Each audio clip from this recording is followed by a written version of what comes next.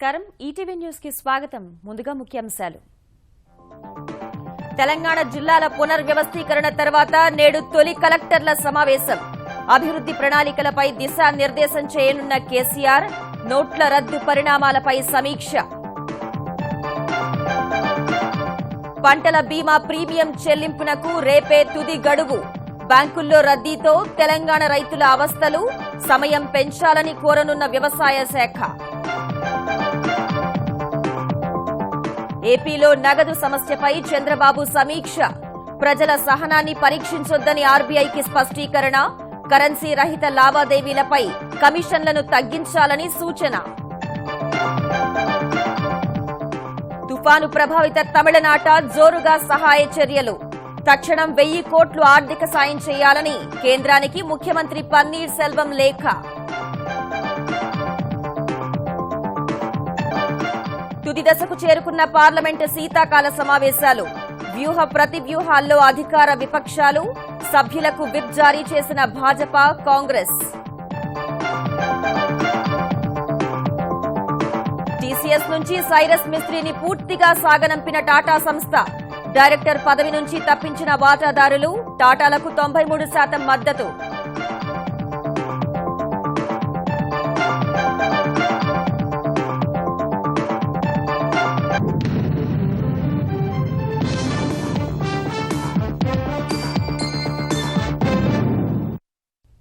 తెలంగాణలో కొత్త జిల్లాల ఏర్పాటు అనంతరం కలెక్టర్ల సదస్సు ఇవాళ తొలిసారి జరగనుంది ప్రగతి భవన్ వేదికగా జరగనున్న సమావేశంలో జిల్లాల అభివృద్ధి ప్రణాళికలపై ముఖ్యమంత్రి కేసీఆర్ దిశానిర్దేశం చేయనున్నారు పెద్ద నోట్ల రద్దు నేపథ్యంలో నగదు రహిత లావాదేవీల అమలుపై చర్చించనున్నారు కొత్త జిల్లాల చిత్రపటాలు వివరాలను కూడా సదస్సులో విడుదల చేసే అవకాశాలున్నాయి తెలంగాణలో కొత్త జిల్లాలు ఏర్పాటైన 2 నెలల అనంతరం జిల్లా కలెక్టర్ల సదస్సు ఇవాళ ప్రగతి భవన్లో జరగనుంది అన్ని జిల్లాల కలెక్టర్లు పోలీస్ కమిషనర్లు ఎస్పీలు సంయుక్త కలెక్టర్లు సబ్ కలెక్టర్లు గ్రేటర్ మున్సిపల్ కమిషనర్లతో సమావేశం కానున్న ముఖ్యమంత్రి కేసీఆర్ మంత్రులు అన్ని శాఖల కార్యదర్శులు ఉన్నతాధికారులు శాఖాధిపతులు సైతం పాల్గొనే ఈ భేటీలో జిల్లాల అభివృద్ధి సంక్షేమ కార్యక్రమాల అమలు పర్యవేక్షణపై చర్చించనున్నారు ఈ మేరకు 20 అంశాలతో అజెండా రూపొందించారు సమగ్ర కుటుంబ సర్వే ఆధారంగా కుటుంబాల వివరాలు రహదారులు రైల్వే లైన్ల వివరాలపై చర్చ జరగనుంది ప్రభుత్వ ప్రాధాన్యత అంశమైన నీటిపారుదల రంగానికి సంబంధించి భూసేకరణ ప్రాజెక్టు పనుల పురోగతితో పాటు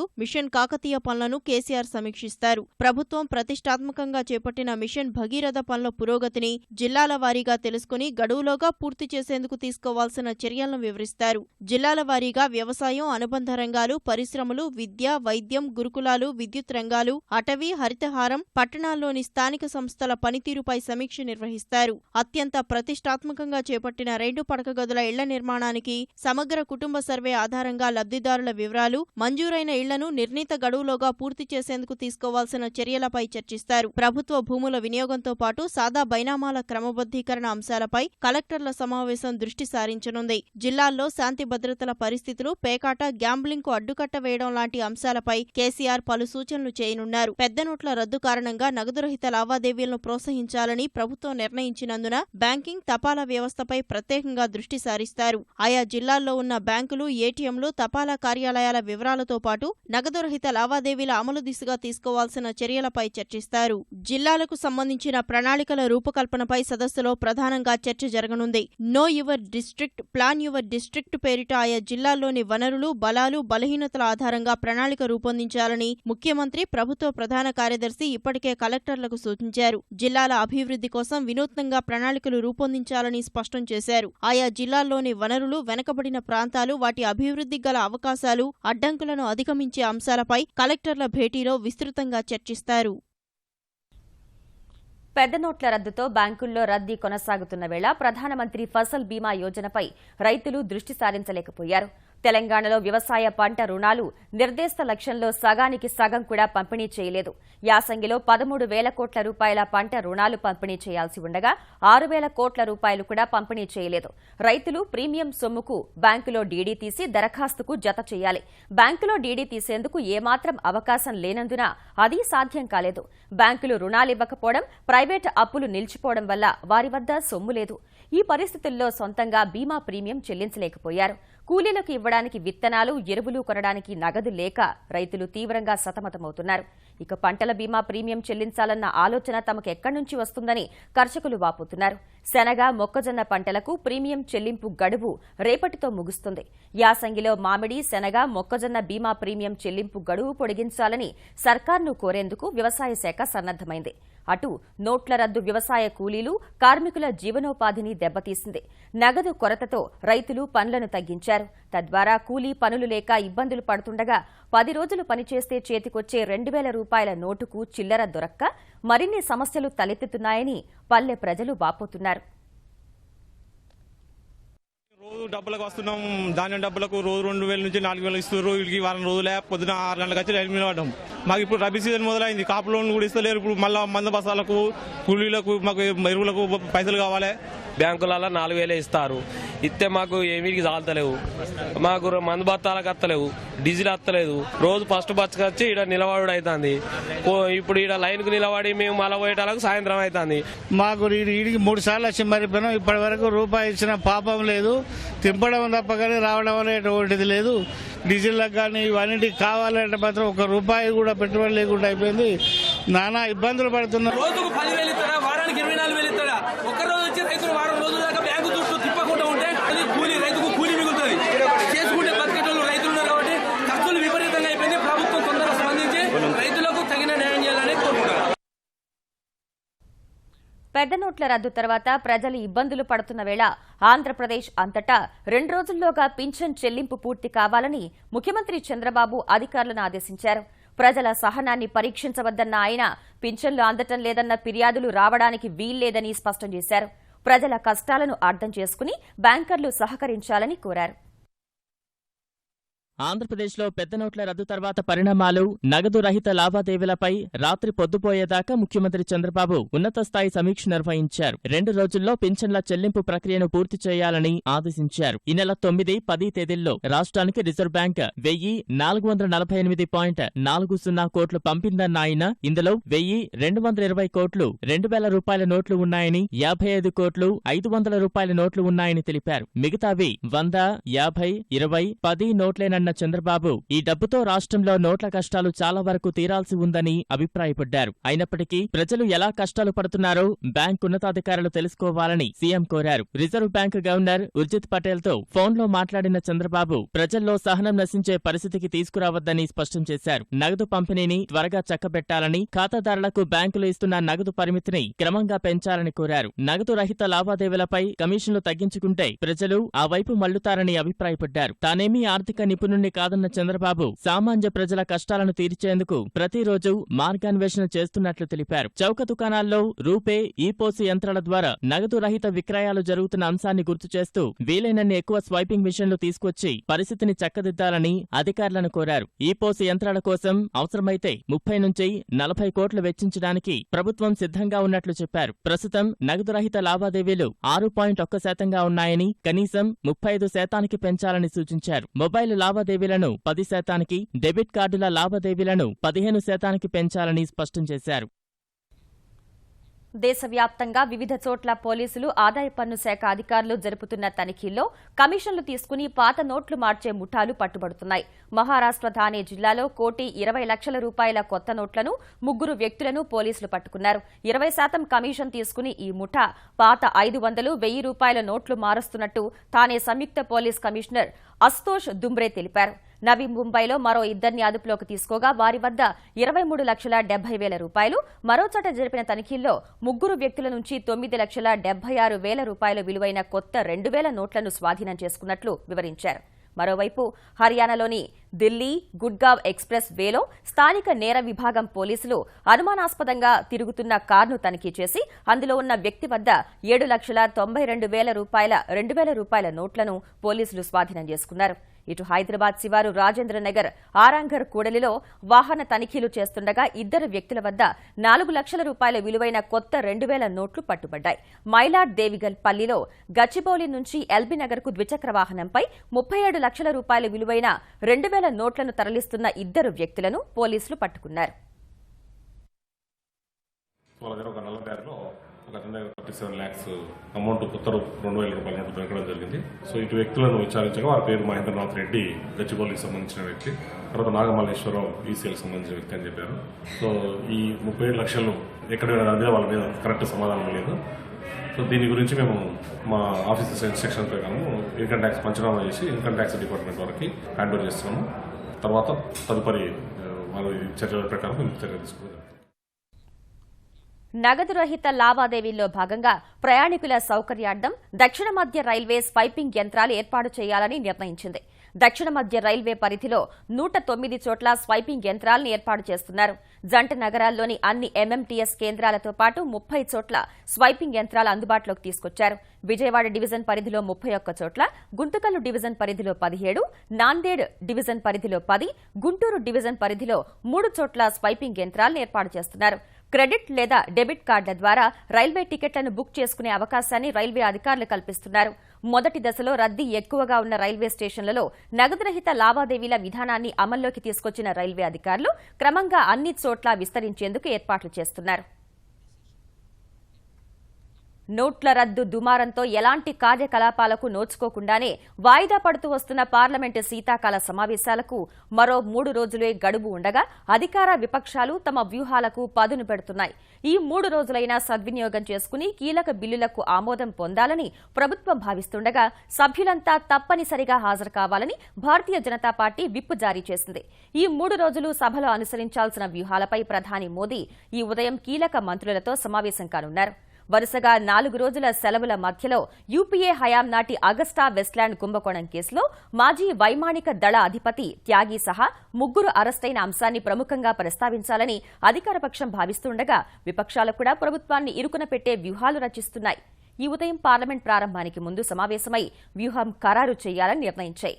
ఈ 3 రోజులు తప్పనిసరిగా సభలకు హాజరు కావాలని కాంగ్రెస్ పార్టీ కూడా విప్ జారీ చేసింది. వర్దా తుఫాను సృష్టించిన భారీ నష్టం నుంచి కోలుకునేందుకు తక్షణం 1,000 కోట్ల రూపాయల ఆర్థిక సాయం చేయాలని తమిళనాడు ప్రభుత్వం కేంద్రాన్ని కోరింది. ఈ రోజు ప్రధాని మోదీకి లేఖ రాసిన తమిళనాడు సీఎం పన్నీర్ సెల్వం తుఫాను వల్ల నష్టపోయిన రాష్ట్రాన్ని జాతీయ విపత్తు సహాయ నిధి కింద ఆదుకోవాలని కోరారు. రాష్ట్రంలో జరిగిన నష్టాన్ని అంచనా వేసేందుకు తక్షణం కేంద్ర బృందాన్ని పంపాలని లేఖలో విజ్ఞప్తి చేశారు. తుఫానుపై వాతావరణ శాఖ అప్రమత్తం చేసినప్పటి నుంచి ప్రాణ, ఆస్తి నష్టాన్ని తగ్గించేందుకు అనేక చర్యలు చేపట్టామన్న పన్నీర్ సెల్వం తుఫాను సృష్టించిన విలయం కారణంగా 12,000 చెట్లు, 10,000 విద్యుత్తు స్తంభాలు నేలకూలాయని, 800 ట్రాన్స్ఫార్మర్లు దెబ్బతిన్నాయని వివరించారు. యుద్ద ప్రాతిపదికన సహాయ చర్యలు చేపట్టి రవాణా వ్యవస్థను పునరుద్దరిస్తున్నామన్న ఆయన విద్యుత్తు సరఫరాకు తీవ్రంగా శ్రమిస్తున్నట్లు తెలిపారు. రాష్ట్రంలో జరిగిన నష్టంపై త్వరలోనే పూర్తిస్థాయి నివేదికను కేంద్రానికి పంపుతామని వివరించారు. మరోవైపు తమిళనాడులోని చెన్నై, కాంచీపురం, తిరువళ్లూరు జిల్లాల్లో విద్యాసంస్థలకు ఇవాళ కూడా సెలవు ప్రకటించిన ప్రభుత్వం అన్నా యూనివర్సిటీ పరిధిలో జరగాల్సిన అన్ని పరీక్షలు వాయిదా వేసింది. వర్దా తుఫాను ప్రభావంతో ఆంధ్రప్రదేశ్లోని 4 జిల్లాల్లో వర్షాలు కురిసిన వేళ వాటిని భూగర్భ జలాలుగా మార్చేందుకు చర్యలు తీసుకోవాలని ముఖ్యమంత్రి చంద్రబాబు అధికారులను ఆదేశించారు. ఇప్పటికే సేద్యపు కుంటలు తవ్వి ఉంటే ఈ నీటిని సద్వినియోగం చేయవచ్చని అభిప్రాయపడ్డారు. సచివాలయంలో వర్దా తుఫాను పరిస్థితులపై ఉన్నత స్థాయి సమీక్ష నిర్వహించిన ఆయన వీడియో కాన్ఫరెన్స్ ద్వారా షార్ ఉన్నతాధికారులతో చర్చించారు. భారీ వర్షాలు పడిన ప్రాంతాల్లో ఎంత భూగర్భ జలం పెరిగిందో నమోదు చేయాలన్నారు. చెరువుల్లో నిల్వ ఉన్న నీటిని మదింపు చేయాలని అధికారులను ఆదేశించారు. ఎన్ని సేద్యపు కుంటలున్నాయి, ఎంత వర్షపు నీరు నిల్వ ఉంది, సేద్యపు కుంటల ప్రభావం ఎంత ఉందో అధ్యయనం చేయాలన్నారు. సేద్యపు కుంటలున్న చోట భూగర్భ జలమట్టం పెరిగిందని సమావేశంలో అంచనాకొచ్చారు. ప్రభుత్వ ఆసుపత్రుల్లో పరిశుభ్రతపై ప్రత్యేక దృష్టి నిలిపేలా అధికారులకు ఆదేశాలు జారీ చేశామని ఆంధ్రప్రదేశ్ వైద్య ఆరోగ్య శాఖ మంత్రి కామినేని శ్రీనివాస్ తెలిపారు. వైద్య ఆరోగ్య శాఖలో కీలక సంస్కరణల అమలు తీరుపై సుదీర్ఘంగా సమీక్ష నిర్వహించిన ఆయన ప్రభుత్వ నర్సింగ్ సేవలను విస్తృతం చేయడం, 108 సేవల్లో ఎదురవుతున్న ఇబ్బందులను పరిష్కరిస్తామని చెప్పారు. కొత్తగా 280 వాహనాలను కొనుగోలు చేశామని మంత్రి కామినేని వెల్లడించారు. ప్రభుత్వ ఉద్యోగుల ఆరోగ్య బీమా అమలులో జాప్యాన్ని నివారించేందుకు కృషి చేస్తున్నట్లు మంత్రి వివరించారు. ఎన్టీఆర్ వైద్య పరీక్షలు అని పెట్టాం. 90% బాగుంది. కొంచెం రిమోట్ ఏరియాల్లో సింగిల్ శాంపుల్ వస్తున్నప్పుడు దాన్ని ప్రాపర్గా స్టోర్ చేసి పంపాలి. ఈవినింగ్ మెయిల్ ద్వారా అయినా సరే రిజల్ట్స్ పంపించేయాలి, దూరం అయినా సరే. ఎందుకంటే పేషెంట్ ఈవినింగ్ కల్లా చేరాలి అనేది చెప్పాం. చాలా చోట్ల జరుగుతుంది, కానీ కొన్ని చోట్ల రిమోట్ ప్లేసులు మోర్ దెన్ 60 కిలోమీటర్స్ నుంచి రావాల్సిన సెంటర్స్కి ట్రైబల్ ఏరియాకి ఎట్లా ఇంప్రూవ్ చేయాలని కొన్ని చోట్ల అవసరమైతే కొత్త సెంటర్స్ ఓపెన్ చేయమని చెప్పాం. గుంటూరు జిల్లా తాడేపల్లి మండలం పెనుమాకలో సిఆర్డీఏ ఆధ్వర్యంలో భూసేకరణపై నిర్వహించిన అభిప్రాయ సేకరణను రైతులు అడ్డుకున్నారు. జరీబు భూములను మెట్ట భూములుగా చూపారంటూ అధికారులను నిలదీశారు.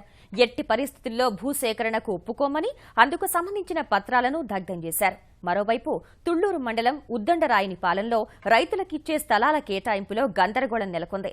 అన్ని ప్రక్రియలు పూర్తి చేసిన సిఆర్డీఏ అధికారులు లాటరీ పద్ధతిలో స్థలాలిస్తామని రైతులకు సందేశాలు పంపారు.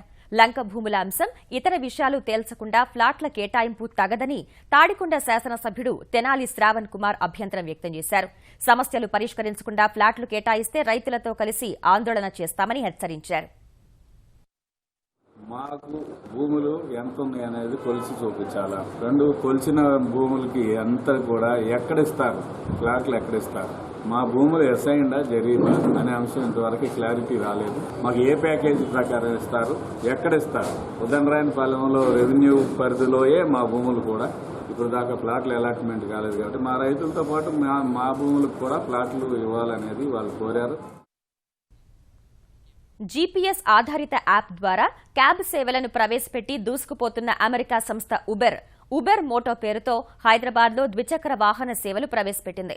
హైదరాబాద్ వచ్చిన ఉబెర్ వ్యవస్థాపకుడు CEO Travis Kalanick, Telangana IT శాఖ మంత్రి కేటీ రామారావు కలిసి ఉబెర్ మోటో ర్యాలీని ప్రారంభించారు. వచ్చే నెల నుంచి ఉబెర్ మోటో సేవలు పూర్తి స్థాయిలో అందుబాటులోకి రానున్నాయి. అంతకుముందు ప్రగతి భవన్లో ముఖ్యమంత్రి కేసీఆర్తో ట్రావిస్ సమావేశమయ్యారు. అనంతరం ద్విచక్ర వాహనాలను కేసీఆర్ పరిశీలించారు. మెట్రో ప్రయాణికులను చేరవేసేందుకు ఉబెర్ ఇండియా, హైదరాబాద్ మెట్రో మధ్య అవగాహన ఒప్పందం కుదిరింది. హైదరాబాద్లో ఉబెర్ అందిస్తున్న సేవలు ప్రశంసనీయమన్న కేటీఆర్, గూగుల్, యాపిల్, మైక్రోసాఫ్ట్ వంటి సంస్థలు కూడా హైదరాబాద్లో తమ వ్యాపారాన్ని విస్తరిస్తున్నాయని వెల్లడించారు. ఉబెర్ కూడా తమ కార్యకలాపాలకు హైదరాబాద్ను ఎంచుకోవడాన్ని ఆయన స్వాగతించారు. ద్విచక్ర వాహనాలను అందుబాటులోకి తీసుకురావడం వల్ల నగర ప్రజలకు మరింత సౌకర్యంగా ఉంటుందని కేటీఆర్ అభిప్రాయపడ్డారు. రైతులు, కార్మికులు, చిరు వ్యాపారుల నగదు సమస్యల పరిష్కారానికి వేగవంతమైన చర్యలు చేపట్టాలని ఆర్బీఐ అధికారులకు సూచించినట్లు కేంద్ర మంత్రి బండారు దత్తాత్రేయ తెలిపారు. పెద్ద నోట్ల రద్దు అనంతర పరిణామాలు, నగదురహిత లావాదేవీలపై తెలంగాణ ఆర్థిక శాఖ మంత్రి ఈటెల రాజేందర్తో కలిసి ఆర్బీఐ అధికారులతో ఆయన సమీక్షించారు. నగదురహిత లావాదేవీల ఆచరణలో ఎదురవుతున్న ఇబ్బందుల్ని పరిష్కరించి చిన్న నోట్లను అందుబాటులోకి తేవాలని ఈటెల కేంద్ర మంత్రిని కోరారు. ఏటీఎంల వద్ద వరుసలు లేకుండా చూడాలని బ్యాంకర్లను ఆదేశించినట్లు దత్తాత్రేయ తెలిపారు. 2,500 కోట్ల రూపాయలు తెలంగాణ రాష్ట్ర ప్రభుత్వానికి రావాలా. 2 లేక 3 రోజుల లోపల 1,500 కోట్ల రూపాయలు, అందులో చిన్న డినామినేషన్ తోటి 200 కోట్ల రూపాయలు వెంటనే మేము ఇస్తామని చెప్పేసి రిజర్వ్ బ్యాంక్ యొక్క అధికారులు చెప్పడం జరిగింది. సర్వీసెస్ ఛార్జెస్, ఏటీఎం కార్డు వాడినప్పుడు లేదా మనం బ్యాంక్ టు బ్యాంక్ డబ్బులు ట్రాన్స్ఫర్ చేసినప్పుడు ఆర్టీజీఎస్లు ఏవైతే ఉన్నాయో ఇట్లాంటి చిన్న ట్రేడర్స్ కి, సామాన్య ప్రజానీకానికి కొంత ఎగ్జంప్షన్ ఇవ్వండి, ప్రోత్సాహకాలు ఇవ్వమని చెప్పి కూడా కోరడం జరిగింది.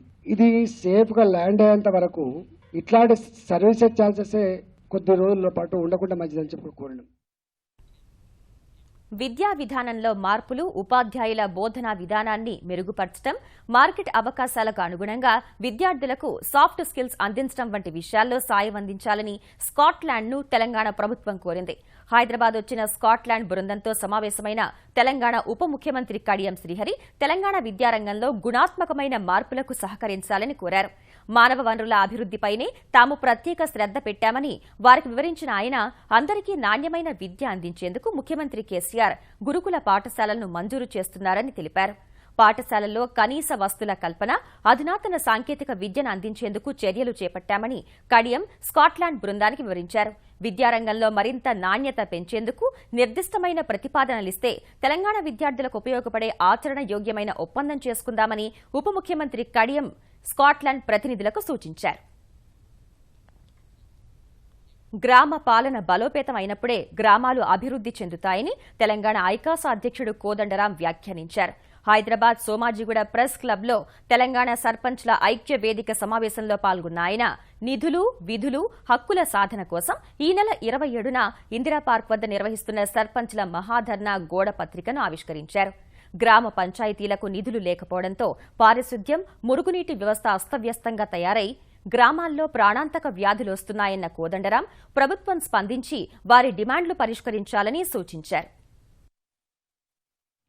సర్పంచులు అడుగుతున్నటువంటి డిమాండ్ చట్టసమ్మతమైంది, న్యాయసమ్మతమైంది, రాజ్యాంగ సమ్మతమైంది కాబట్టి జేఏసీగా మేము కూడా మద్దతు తెలియజేస్తున్నాం. ఖచ్చితంగా సర్పంచులకు నిధులు, విధులు, అధికారాలు కేటాయించాలని కోరుతున్నాం. ఈ ధర్నాను విజయవంతం చేసి గ్రామ పాలనా వ్యవస్థను బలోపేతం చేయాలి అని చెప్పి అన్ని గ్రామాల సర్పంచులకు కూడా మేము ఈ సందర్భంగా విజ్ఞప్తి చేస్తున్నాం. చాలా ఏళ్లుగా అపరిష్కృతంగా ఉన్న తమ సమస్యలు పరిష్కరించాలనే డిమాండ్తో ఆందోళన బాట పడుతున్నామని ఆదాయ పన్ను శాఖ ఉద్యోగులు ప్రకటించారు. తమ శాఖలో అధికారులు ఎక్కువయ్యారని, కింది స్థాయి సిబ్బంది తక్కువగా ఉన్నందున క్షేత్రస్థాయి విధుల నిర్వహణ ఇబ్బందిగా మారిందని హైదరాబాద్ సర్కిల్ ఉద్యోగుల సంఘం ప్రధాన కార్యదర్శి బోనెపల్లి ఉషా తెలిపారు. పదోన్నతులు రావడం లేదని, 7వ వేతన సంఘం సిఫార్సుల మేరకు వేతనాలు పెంచలేదన్న ఆమె అనేక సమస్యలతో సతమతమవుతున్నందున ఈ నెల 15న చలో పార్లమెంట్ కార్యక్రమం చేపట్టినట్లు వెల్లడించారు. తెలంగాణలో ముస్లింలకు 12% రిజర్వేషన్లు కల్పించే అంశంపై సుధీర్ కమిషన్ ఇచ్చిన నివేదికను అధ్యయనం చేసి సలహాలు, సిఫార్సులు చేయాలని తెరాస సర్కార్ బీసీ కమిషన్ను కోరింది. ఈ మేరకు బీసీ కమిషన్ నేటి నుంచి 4 రోజుల పాటు ప్రజా విచారణ, అభిప్రాయ సేకరణ నిర్వహించనుంది. ఖైరతాబాద్లోని బీసీ కమిషన్ నూతన కార్యాలయ సమావేశ మందిరంలో ఉదయం 11 గంటల నుంచి సాయంత్రం 5 గంటల వరకు ప్రజల అభిప్రాయాలు సేకరించనున్నారు. ప్రజలు, స్వచ్ఛంద సంస్థలు, కుల సంఘాలు లిఖితపూర్వకంగా లేదా మౌఖికంగానైనా అభిప్రాయాలు తెలియజేసే అవకాశాన్ని బీసీ కమిషన్ కల్పించింది. బీసీ కమిషన్ మెయిల్కు లేదా పోస్ట్ ద్వారా కూడా ఈ నెల 19 వరకు పంపే అవకాశాన్ని కల్పిస్తున్నారు. ప్రభుత్వం అందించే క్రిస్మస్ కానుకల్లో నాణ్యత లోపిస్తే సంబంధిత గుత్తేదారులను బ్లాక్ లిస్టులో పెడతామని ఆంధ్రప్రదేశ్ పౌర సరఫరాల శాఖ మంత్రి పరిటాల సునీత హెచ్చరించారు. అనంతపురంలోని పౌర సరఫరాల గోదాముల్లో క్రిస్మస్ కానుక వస్తువులను ఆకస్మికంగా తనిఖీ చేసిన మంత్రి వాటిని తూకం వేసి పరిశీలించారు. ఏపీలో సుమారు 35 లక్షల మందికి క్రిస్మస్ కానుకలు అందిస్తున్నామన్న సునీత ఈ నెల 20 నుంచి 25 తేదీల మధ్య చౌక దుకాణాల్లో ఉచితంగా తీసుకోవాలని సూచించారు. ఇవి కూడా బాగా లేకుండా వెయిట్ చూడండి, వెయిట్ కూడా తక్కువ ఉంటే మాత్రం ఎన్నిక పంపించమని చెప్పాం. ఇప్పుడు కూడా మనం టెస్ట్ చేస్తే చాలా బాగుంది కందిపప్పు, కానీ మనం చెప్పడం అంటే ఇక్కడ ప్లెయిన్ గా ఉండేలాగా పెట్టమన్నాం. ఎందుకంటే దీంట్లో కందిపప్పు పుచ్చిపోయినాయా, బాగున్నాయని చూసుకోవడానికి కూడా బాగుంటుందన్న ఆలోచనతో ఈ కందిపప్పు కూడా ఒక పక్కనంతా లోపల ట్రాన్స్పరెన్సీ ఉండాలనే దాని మీద మేము కూడా పెట్టించాం. ఒక అభ్యర్థి ఒకటి కంటే ఎక్కువ నియోజకవర్గాల నుంచి పోటీ చేయకుండా చట్టంలో మార్పులు తీసుకురావాలని ఎన్నికల సంఘం కేంద్ర ప్రభుత్వాన్ని కోరింది. అలా కాని పక్షంలో 2 చోట్ల గెలిచి ఒక స్థానానికి రాజీనామా చేసే ప్రజాప్రతినిధి నిర్దిష్ట మొత్తాన్ని ప్రభుత్వ ఖజానాలో జమ చేసే విధంగా చట్టం తేవాలని తెలిపింది. 1951 ప్రజా ప్రాతినిధ్య చట్టం ప్రకారం ఎన్నికల్లో ఒక వ్యక్తి గరిష్టంగా 2 నియోజకవర్గాల నుంచి పోటీ చేసే అవకాశం ఉంది. మొదట్లో ఒక వ్యక్తి తాను కోరుకున్నన్ని నియోజకవర్గాల నుంచి పోటీ చేసే అవకాశం ఉండగా 1996లో ఆ నిబంధనను సవరించి గరిష్టంగా 2 మాత్రమే పోటీ చేసే విధంగా మార్చారు. అయితే 2 చోట్ల గెలిచే అభ్యర్థి ఒక స్థానాన్ని వదులుకోవాల్సి ఉంటుంది. ఇలా వదులుకోవాల్సినందువల్ల ఆ నియోజకవర్గంలో మళ్లీ ఎన్నికలు నిర్వహించాల్సిన పరిస్థితి తలెత్తుంది. అందుకే 2 పోటీ చేయాలంటే అసెంబ్లీ నియోజకవర్గానికైతే 5 లక్షలు, లోక్సభ నియోజకవర్గానికైతే 10 లక్షల చొప్పున చెల్లించాలని 2004 నుంచి నిబంధన అమలు చేస్తోంది. ఇప్పుడు ఆ మొత్తాన్ని ప్రస్తుత పరిస్థితులకు తగ్గట్లు పెంచేందుకు చట్ట సవరణ తీసుకురావాలని ఎన్నికల సంఘం కోరింది. ఉత్తరప్రదేశ్లో భాజపాను నిలువరించేందుకు కాంగ్రెస్, సమాజ్వాదీ పార్టీ కలిసి పనిచేయడంపై కొద్ది రోజులుగా సాగుతున్న చర్చలు ఊపందుకున్నాయి. ఇప్పటికే అనేకసార్లు కాంగ్రెస్ వ్యూహకర్తలతో సమావేశమైన యూపీ సీఎం అఖిలేష్ యాదవ్ కాంగ్రెస్తో పొత్తు ద్వారా తమ కూటమి 403 సీట్లలో 300 వరకు గెలిచే అవకాశం ఉందంటూ చేసిన వ్యాఖ్యలు ప్రాధాన్యం సంతరించుకున్నాయి.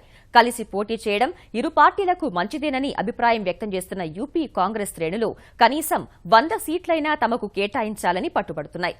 27 ఏళ్లుగా యూపీలో అధికారానికి దూరంగా ఉన్న కాంగ్రెస్ గత ఎన్నికల్లో 29 నియోజకవర్గాల్లో గెలిచింది. మరో 31 స్థానాల్లో రెండో స్థానం దక్కించుకుంది. ప్రస్తుతం మరో 50 స్థానాల్లో పార్టీ బలంగా ఉందని విశ్వసిస్తోంది.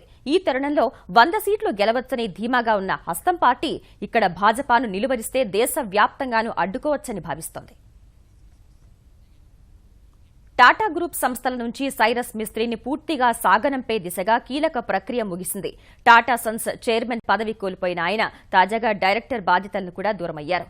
తనకు కార్యాలయాన్ని అంటపెట్టుకుని ఉండాలన్న కాంక్ష లేదని, టాటా గ్రూప్నకు ఆత్మ లాంటిదైన టాటా కన్సల్టెన్సీ సర్వీసెస్ ను కాపాడేందుకే పోరాడనని మిస్త్రీ లేఖ రాసిన నేపథ్యంలో వాటాదారులు ఈ నిర్ణయం తీసుకున్నారు. అత్యంత నాటకీయ పరిణామాల మధ్య జరిగిన టీసీఎస్ వాటాదారుల సమావేశానికి మిస్త్రీ దూరంగా ఉండగా డైరెక్టర్ పదవి నుంచి ఆయన్ని తొలగించేందుకు 93.11% మంది వాటాదారులు మద్దతు పలికారు. నోట్ల రద్దు వల్ల నగదు కొరత ఏర్పడి డిమాండ్ తగ్గిన వేళ నవంబర్లో చిల్లర ధరల ద్రవ్యోల్బణం కొన్నేళ్ల కనిష్ట స్థాయికి పడిపోయింది. నవంబర్లో 3.63% నమోదైంది. 2014 జనవరి తర్వాత అత్యల్ప స్థాయి ఇదేనని కేంద్ర గణాంక మంత్రిత్వ శాఖ పేర్కొంది. వినియోగదారుల ధరల సూచీ ఆధారంగా అక్టోబర్లో ద్రవ్యోల్బణం 4.2% ఉంది. గతేడాది నవంబర్లో చిల్లర ధరల ద్రవ్యోల్బణం 5.41%గా నమోదైంది. కూరగాయల ధరలు 10.29%కి తగ్గాయి. పండ్లు 4.60%, తృణధాన్యాలు ఇతర ఉత్పత్తుల ధరలు 4.86% ఎగబాకాయి. మాంసం, చేపల ధరలు 5.83%, గుడ్లు 8.55% తగ్గాయి. ఈటీవీ న్యూస్ సమాప్తం. నమస్కారం.